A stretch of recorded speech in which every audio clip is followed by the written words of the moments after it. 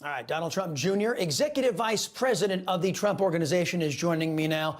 Great to have you here, man. You know, after the debate, you walked over to visit with the media, as is traditional after any debate. Tell us what happened after that.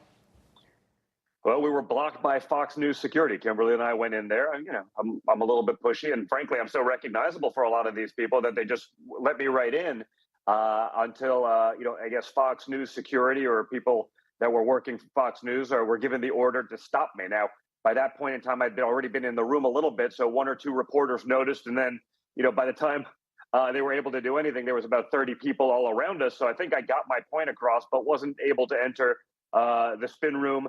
Wasn't able to talk to a lot of the media that was there, which is, interesting at a Republican National Convention sort of debate, an RNC committee debate where my father's leading by about 60 points. So, hey, that's the nature of the game. That shouldn't surprise us given sort of the censorship and other things that we've seen from Fox News, sort of the in-kind contribution they've given to the other Republican candidates.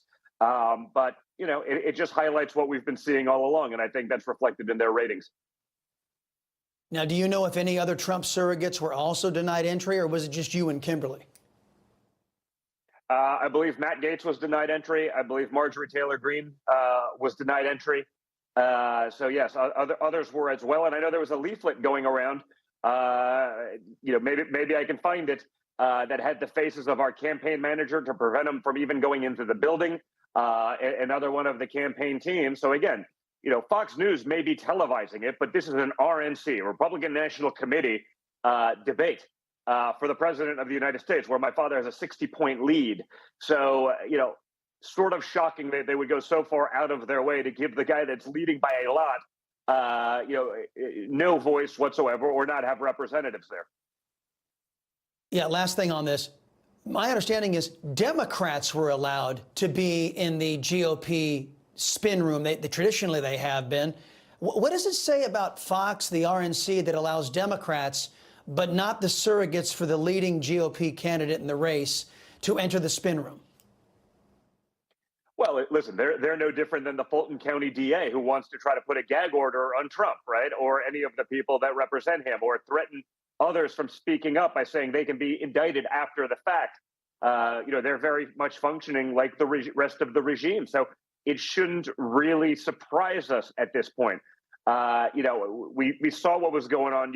And it just, by the way, Chris, it also proves that Donald Trump was 100% right not going, right? You can walk into the room. Yep. It's the billionaire class donors. It's the people who definitely want someone else in there. He was smart enough to understand that for Fox, this was just a way to set up Donald Trump, and he's not going to fall for that trap. He didn't become successful in everything that he did in life by falling for a trap set by, morons like probably Paul Ryan and others. Yep, rich elitists, they never have liked your father. In the meantime, Fox News has taken a victory lap after some analysts said that they won the head-to-head with your dad's interview with Tucker, but those analysts included a person from Media Matters. Evaluate the Never Trump editorial stance over there at Fox that they're taking. And what do you make of the RNC that seems to be playing right along with this? Well, listen, I haven't seen as much from the RNC. They've stayed away from it. But, Fox is trying to pretend that they're still relevant. The reality is they want to control whoever the candidate is, right?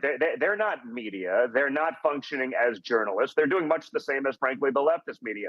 They want to control the narrative. They want to pick who's the president so that they can control him for their interests. They're loving that they could have someone else. And you see sort of immediately after the debate cut off, and Ron DeSantis had sort of the most underwhelming performance ever. The guy that they've been building up for 2 years, he got on the stage, he needed to perform, and he had an incredibly robotic, lackluster performance. Frankly, the only lines that ever resonated were stolen directly from the Trump campaign. I mean, how many times did he say a nation in decline, Chris? I mean, 15? Like, it's literally off the Trump website. Well, I will use the military to take on the cartels. It's like, yeah, Trump said that a year ago. Like, come up with something original, but he can't. And that's why Ron needed a big performance. He failed miserably. Vivek destroyed him, actually. And again, you could see, even the times he sort of did the interruption thing, you could see it was like pre-planned. It was so organic. I got an email last night about 5 minutes after after he said his line, they'd be stone cold dead. It was like they had the T-shirt prepared for stone cold dead because it was like just trying to deliver the line, and it's just a classic example of a guy who's just not ready for that. You know, he could do well, and he did well in the campaign or before he was even actually running, because he had a big group of social media influencers taking a 5-second clip of him doing something and making it go viral. But then when you see the guy in long form, you realize he's not ready. He had to look around when they asked, hey, would you pardon? Vivek, hand up right away. Ron, read the room. Okay. Where are my donors? What do they say? Do I have permission to answer? It was actually pathetic. And, you know, it's disappointing, actually, because I had hopes for him for the future of the Republican Party, because after 2024, we need a bench. And honestly, looking up at that stage, certainly not a deep bench, Chris. Well, interest of full disclosure, I was watching your father and Tucker, and I want to talk about, I didn't see any of the debate that it's all news to me. I'm nodding because, you know, I didn't know any of that transpired because I didn't watch a minute. Look, Tucker Carlson and your father sitting down, Tucker asked your father twice about the relentless attacks against him, and Carlson raised some serious concerns about the safety of President Trump. Watch. I'm looking at the trajectory since 2015 when you got into politics, you know, for real, and then won. It started with protests against you, massive protests, organized protests by the left, and then it moved to impeachment twice, and now indictment. I mean, the next stage is violence. Are you worried that they're going to try and kill you? Why wouldn't they try and kill you, honestly? They're savage animals. They are people that are sick, really sick. If you chart it out, it's an escalation, is what I'm saying. So what's next after, you know, try to put you in prison for the rest of your life? That's not working. So, like, don't they have to kill you now? I think the people of our country don't get enough credit for how smart they are. And I'm not sure I would have said this 10 years ago, but they get it. Given the years, Don Jr., of violence at the hands of the left wing, Antifa, BLM, given the violent rhetoric coming from left-wing luminaries like Madonna, you know, Johnny Depp, Chuck Schumer, Joe Biden, Nancy Pelosi, how worried are you about your dad's safety? Yeah, listen, it's weird, Chris, because we come at it from such a different place after 7 years of this stuff. You know, I probably said it on your show before, like, you know, they wanted to try me for treason. Now, I understand I'm not the upstanding individual that Hunter Biden is as the son of a president, but, you know, they wanted to try me for treason, a crime punishable by death. You know, their violence is totally excused. Look at the Summer of Love BLM riots. Totally fine. Nothing wrong with it. You know, if your grandmother was within 1,000 miles of Washington, D.C. and was pro-Trump, they got looked at by the FBI, who can't seem to stop actual terrorists or shooters, as we saw. They don't even report about it when it happens, as we saw, I guess it was in Minnesota last month. You know, the guy with 1,800 rounds killed a cop, wanted to go there, was talking about mass shootings, was looking it up on his browser. Doesn't even make the news anymore. Unfortunately, you know, or perhaps fortunately, I don't know which way it is, frankly, because I think if it was, if you couldn't get used to it, or if you didn't get used to it, you'd sit in a corner, curl up in a ball and die. And that's exactly what they'd want. I think for us, it's been going on for so long. The attacks have been so vicious, so aggressive that, you know, perhaps we're just built a little differently, and we just rise to it, and we just got to push back, because what we're actually fighting for is so important. And it's so close just to be being taken away from all of us. And when I say us, I don't mean the Trump family. I mean all of America. If they can do this to Donald Trump with a platform, with you know, people who love him, you know, half the country who love him, billions of dollars to fight it. I mean, if they can do it to that guy, who can't they do it to? And more importantly, if they can do it to that guy so brazenly, so corruptly, so flagrantly, who won't they do it to? They'll do it to anyone. And I think they're trying to teach a lesson to anyone. And more importantly, I think they're trying to teach a lesson to anyone who comes into politics from outside of the uni-party regime. I blame the right for this too. You know, half the guys on our side are just total weaklings, feckless and useless. They won't do anything. They're you know, they write a mean tweet maybe every once in a while, but then they don't actually act on it. And the reason they're coming after Trump so hard is because they understand that he's the only threat left to their total and absolute domination, total power, total control. He is the threat. That's why both sides are going after him, frankly.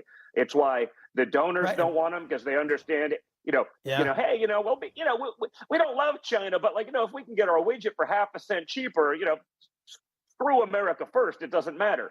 There's a reason that all those people, they ran to Ron DeSantis initially. Then they got to know Ron DeSantis. He failed in front of them. He waffled about the weaponization of government. He had to look around for his answer. So they, who do we have to go now? Now you're reading about, some people are going to donate to Tim Scott, and some people are going to donate to Nikki Haley. They're trying desperately to find anyone who they can put in there as a puppet that they control, who will ultimately do what they ask and what they say, not someone who's going to fight for the American people. Donald Trump's the only guy. Well, and I think that the polling shows that a lot of folks, where you built that answer up to, which is, look at what they're doing to a guy with means, a guy that can actually has a platform and fight this. If they can do it to him, I think it's why you're seeing his poll numbers. Every one of these indictments that comes down, every raid, it's just the American people get more and more concerned about government out of control. Last thing. We learned that the Democrat electorate is basically completely cowed. They just accept, hey, the Democrats told us we don't get to vote for anybody else but Biden, so we accept that. Now the DNC says they won't even commit to a general election debate with the GOP nominee. Listen to this. Will President Biden commit to debating in the general? We have not had a conversation about that at all. I'm sure one day we will. But it's not today, and I don't have any news on that. But what we're going to continue to do is continue to govern, because Vice President Harris and President Biden have a job to do. Oh, okay. What's your take on Democrats ducking all debates? Laughing out loud. I mean, the reality is they understand that Joe Biden is incapable of completing a sentence, right? I mean, it's not. He goes to Hawaii after maybe what could end up being one of the worst natural disasters in American history. And people lost their lives. They lost children or grandparents or parents. Well, he almost lost his fire his Corvette in a fire. What they don't tell you is that the fire was put out in 20 minutes. There was never any real damage or anything like that. He does this a lot. Remember, his son that died in Iraq. Well, that never actually happened, but minor details, right? Checking his watch as he's waiting to receive the bodies of the 13 dead soldiers from Afghanistan after his incompetent withdrawal. This guy is an idiot, but he's been effective for the Democrats, and especially the radical Democrats, because he's so out of touch. He's so far gone that he'll sign whatever the radicals put in front of him. So whoever is actually in charge, he's the best useless idiot in the world. He'll just sign it. He doesn't know. He put it on a prompter. He'll at least attempt to read it. He'll usually botch it, but he'll read it. So the radical left is using Joe Biden. Obama would have wanted these things, but he was smart enough to at least attempt to preserve his legacy, because he understands that the American people will see through it. They'll let Joe Biden sign anything because his legacy's gone already. I mean, the most corrupt family in the history of politics. And that's why we have to start going ahead and going after these things, because we're not even asking basic questions like, the war we're possibly getting into in Eastern Europe with the world's largest by volume nuclear power, Russia. Do you think maybe our foreign policy is influenced because they gave them millions, they know about it, and are basically saying, hey, we'll drop the truth if you don't keep sending us another $130 billion to start yet another endless war? I mean, our press isn't even asking that question, Chris, which is, truly, truly disgusting. I mean, imagine if it was Trump, Don, you think they'd be asking, he's influenced. There was no evidence of anything with Trump and Russia. He's being influenced by Russia. There's cash out the wazoo to the Bidens, to the grandchildren, to the ex-girlfriend, to the this, from regimes that hate our guts from across the world. And they're not asking if our new America Last foreign policy has anything to do with it, which is, mind-boggling. I guess no one should pretend that these people are journalists anymore. I don't think that they actually do. But the fact that they're not even willing to ask the question, even subtly, is crazy. They're not. They have abandoned our people a long time ago. The press is there for the elites, not for we the people. Donald Trump Jr., sir, thank you very much. Always appreciate the time. We'll catch up again soon, sir. Thank you. Thank you, Chris. Have a great one.